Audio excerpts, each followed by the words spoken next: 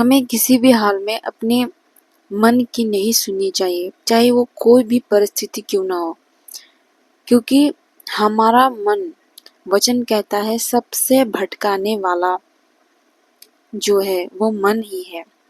और शैतान भी सबसे ज्यादा काबू सिर्फ और सिर्फ हमारे मन पर ही पाता है, और फिर हमारा मन हमारी बुद्धि को भटकाता है और हम पाप करते हैं, या फिर कोई भी ऐसी गलत काम हम करते हैं जो हमारे लिए सही नहीं है, या फिर गलत डिसीजन भी लेना हो तो भी हमारा मन ही हमें भटकाता है। मन को परमेश्वर में लगाने से वो कंट्रोल होता है। इसीलिए परमेश्वर बार बार हमें कहते हैं कि मुझे अपने संपूर्ण मन से प्यार करो। जब हम परमेश्वर से प्यार करते हैं और जब हमारे मन में परमेश्वर के प्रति प्रेम उत्पन्न होता है, तब जाकर हमारा मन परमेश्वर में स्थित होने के बाद हमें परमेश्वर की ओर ले जाता है। मन बहुत ही ज्यादा हर किसी चीज में आकर्षित होता है। आप खुद ही महसूस करो कि आपका मन कहाँ कहाँ कितनी बार भटकता है। आप बार बार चाहते हो कि आप सही करो, वो चीजें करो जो परमेश्वर को भाए, वो चीजें करो जो परमेश्वर को प्रसन्न करती है, जो सही है, जो वो कहते हैं। लेकिन हम हर बार ये सोचते हैं कि हम करेंगे, और आप करते भी है लेकिन बार बार भटक जाते हैं।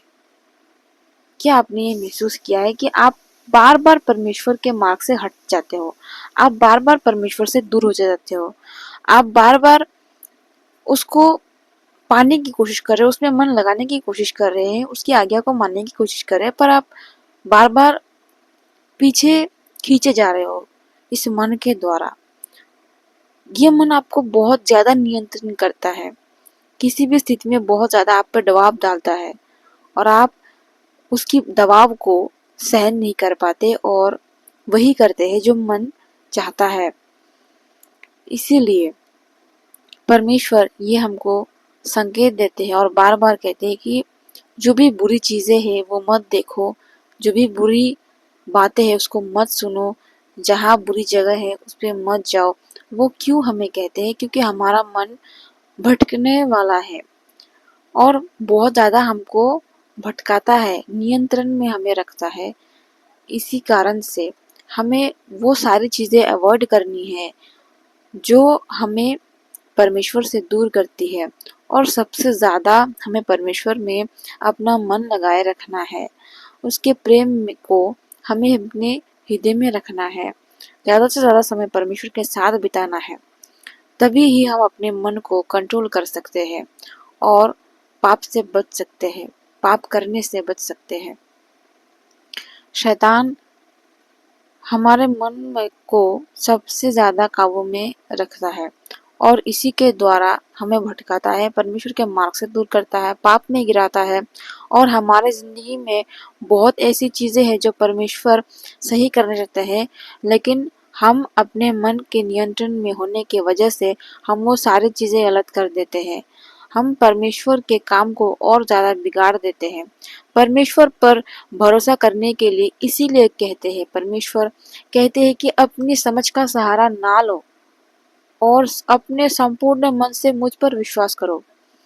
परमेश्वर उस पर विश्वास करने को कहते हैं, ना कि अपने मन पर, ना कि अपनी समझ पर।